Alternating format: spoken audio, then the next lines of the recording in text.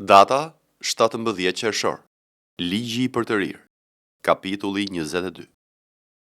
Në qoftë se shikon kaun, ose delin e vllaut tënd, që e kanë humbur rrugën, ti nuk do të bësh sikur nuk i ke parë, por do ta marrësh përsipër t'ia çosh përsëri vëllait tënd.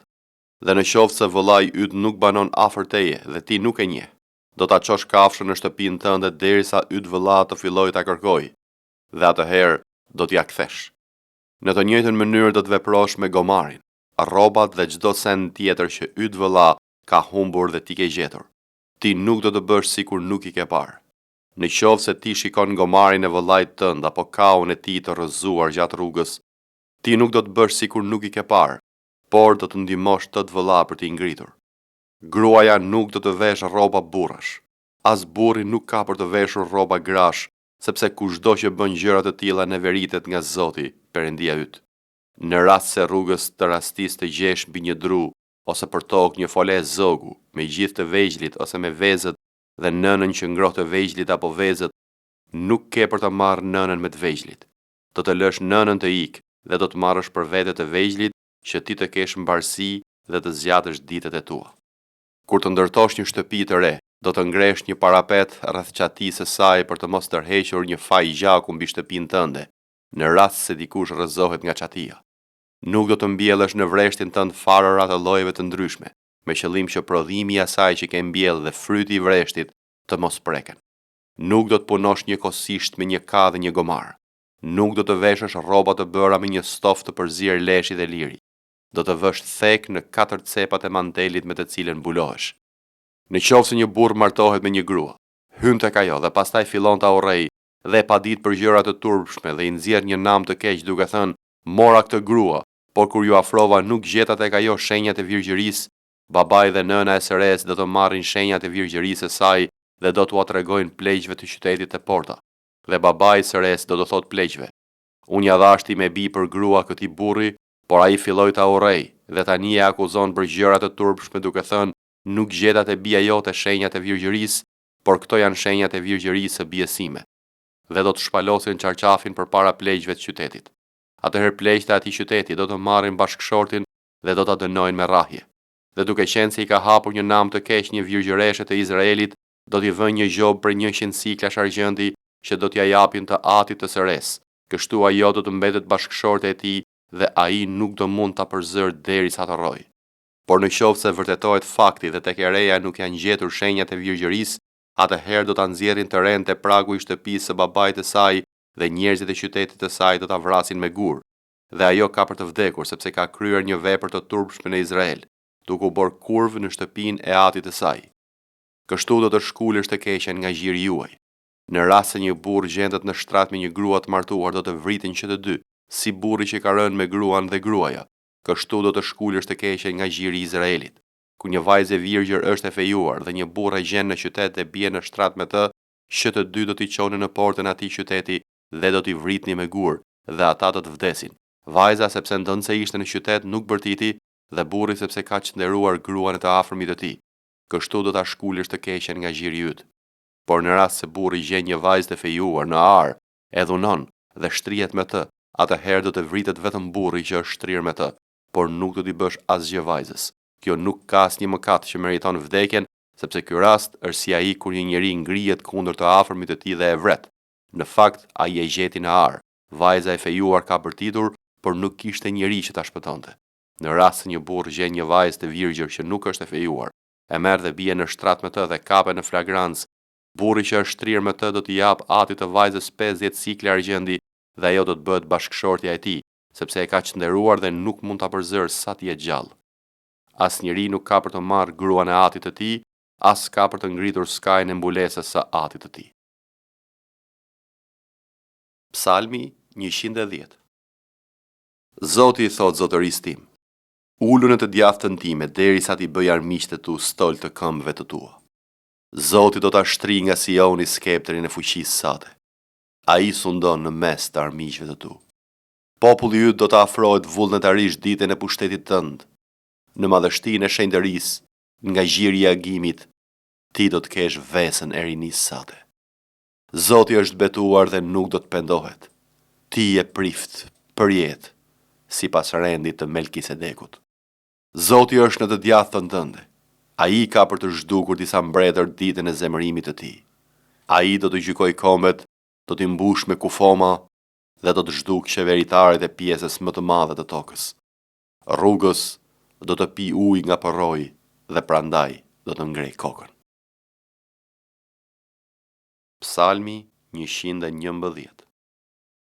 Haleluja! Unë do të kremtoj Zotin me gjithë zemër në këshillin e të drejtëve dhe në kuvend. Të mëdha janë veprat e Zotit, të kërkuara nga të gjithë ata që kënaqen me to.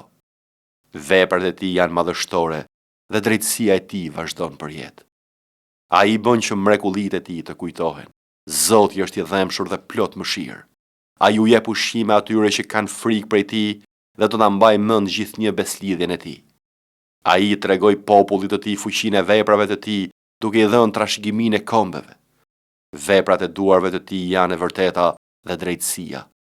Tërë urdhërimet e tij janë të qëndrueshme, të patundura për jetë, për gjithnjë, të kryera me vërtetësi dhe drejtësi.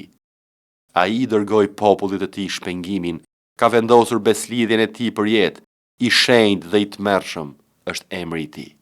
Frika e Zotit është zanafilla e diturisë. Kanë dituri të madhe ata që zbatojnë urdhërimet e tij. Lëvdimi i tij vazhdon në përjetësi. Isaia, kapitulli 49. Ishuj, dëgjomuni dhe kushtojini kujdes o popujt largët. Zoti më ka thirrur që kur isha në barkë të nënës. Ka përmendur emrin tim, që kur isha në të përbrendshmet e nënës sime. Më bëri gojen si një shpatë të mpret, më ka fshehur në hijen e dorës së tij. Më ka dhënë një shigjet me maj, më ka futur në kukurën e tij. Më ka thënë ti je shërbëtori im Izrael, në të cilin do të përlëvdohem. Por unë thoja, më kot jam lodhur. Për hiç gjë dhe pa dobi kam harxuar forcën time. Por me siguri e drejta ime është pranë Zotit dhe shpërblimi im pranë Perëndis tim. Dhe tani thot Zoti që më ka formuar që në barkë të nënës që të jem shërbëtori i tij, që t'i sjell atij përsëri Jakobit dhe që të mbledh rreth tij Izraelin, unë jam i nderuar në sytë e Zotit dhe Perëndia ime është forca ime. Ai thot, është tepër pak që ti të jesh shërbëtori im për të lartuar përsëri fiset e Jakobit dhe për të kthyer ata që kanë shpëtuar nga Izraeli. Të kam vendosur si dritën e kombeve, me qëllim që të jesh shpëtimi im deri në skajet e tokës. Kështu i thot Zoti, shpengimtari i Izraelit, i shenjti i tij, atij që përbuzet nga njerëzit, që urrehet nga kombi shërbëtorit të sundimtarve. Mbretërit do të shohin dhe do të ngrihen. Princa do të bien përmbys për shkak të Zotit që është besnik, i shenjti i Izraelit që të ka zgjedhur. Kështu thot Zoti, në kohën e hirit unë ta kam plotësuar dëshirën dhe në ditën e shpëtimit të kam ndihmuar. Do të ruaj dhe do të bëj aleancën e popullit, për ta ringjallur vendin, për të shtënë në dorë trashëgimitë e shkatërruara, për të thënë robërve dilni dhe atyre që janë në terr shfaquni. Ata do të kullosin gjatë rrugëve dhe në të gjitha lartësitë e braktisura do të kenë kullotat e tyre. Nuk do të kenë as uri as etje, nuk do të goditen më as nga vapa, as nga dielli, sepse ai që ka mëshirë për ta do t'i udhëheq dhe do t'i çojë te burimet e ujit. Do t'i ndryshoj tërë malet e mia në rrugë dhe rrugët e mia kryesore do të ngrihen. Ja, këta vi nga larg. Ja, ata nga veriu dhe nga lindja dhe ata nga vendi i sinimit. Nga zëlloni o qiej, gëzohu o tokë dhe lëshoni britma gëzimi o male, sepse Zoti ngushëllon popullin e tij dhe i vjen keq për të pikëlluarit e tij. Por Sioni ka thënë, Zoti më ka braktisur, Zoti më ka harruar. A mundet një grua të harroj foshnin e gjirit dhe të mos i vi keq për fëmijën e barkut të saj, edhe sikur ato të harrojnë, unë nuk do të harroj. Ja unë të kam gdhendur mbi pëllëmbët e duarve të mia.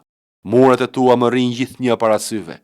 Bitë e tu do të shpejtojnë, shkatërruesit e tu dhe rënuesit e tu do të largohen prej teje. Ngrej sytë e tu rreth e qark dhe shiko, të tërë ata po mblidhen dhe po të vinë. Ashtu siç është e vërtetë që unë jetoj, thot Zoti, do të vishesh me tërë ata si me një ornament dhe do t'i lidhësh mbi veten tënde ashtu si bën nusja. Prandaj vendet e tua të shkreta dhe të pikëlluara dhe vendi yt i goditur një herë nga shkatërimi do të jenë tani tepër të ngushtë për banorët, ndërsa ata që të gllaboronin do të jenë mjaft larg. Fëmijët që do të kesh pas atyre që ke humbur do të thonë në vesh, ky vend është tepër i ngushtë për mua. Bëm më tepër vend që të mund vendosem. Atëherë, ti do të thuash në zemrën tënde, kush i ka pjell këta? Unë në fakt isha i privuar nga fëmijët e mi, isha shterp, e mërguar dhe e dëbuar, sa këndej dhe andej. Këta kush i rriti? Ja unë kisha mbetur vetëm, dhe këta ku ishin? Kështu thot Zoti, Zoti. Ja unë do të ngre dorën time mbi komet, do të ngre flamurin tim mbi popujt, atëherë do t'i sjellin bitet tu në krah dhe vajzat e tua do t'i sjellin mbi supe. Mbretërit do të jenë baballarët tuaj birësues dhe mbretëreshat e tyre do të jenë tajat tuaja. Ata do të bien përmbys para teje me fytyrën për tokë dhe do të lëpin pluhurin e këmbëve të tua. Kështu do të mësosh që unë jam Zoti dhe ata që shpresojnë tek unë nuk do të turpërohen. A do të mund t'i shkoputët vallë preja të fuqishmit apo të çlirohet i burgosuri që është i drejtë? Po, kështu thot Zoti. Edhe i burgosuri do të çohet tutje dhe preja e tiranit do të shpëtohet. Unë vetë do të luftoj me ata që lufton me ty dhe do të shpëtoj bitet tu. Do të bëj që shtypsit e tu të hanë mishin e vet dhe do të dehen me gjakun e vet si të ishte musht. Atëherë çdo mish do të pranoj që unë, Zoti, jam shpëtimtari yt, shpengimtari yt, i fuqishëm i Jakobit. Zbulesa, kapitulli 19. Dhe pas këtyre, dëgjova zërin e madh një turme të shumë të qiell duke thënë: Haleluja! Shpëtimi dhe lavdia dhe nderimi dhe fuqia i përkasin Zotit Perëndis ton, sepse të vërteta dhe të drejta janë gjykimet e tij, sepse gjykoi kurvën e madhe që e prishi dheun me kurvërinë e saj dhe mori hak prej dorës së saj për gjakun e shërbëtorëve të tij. Dhe thanë për të dytën herë: Haleluja! Dhe tymi i saj ngjitet në jetë të jetëve.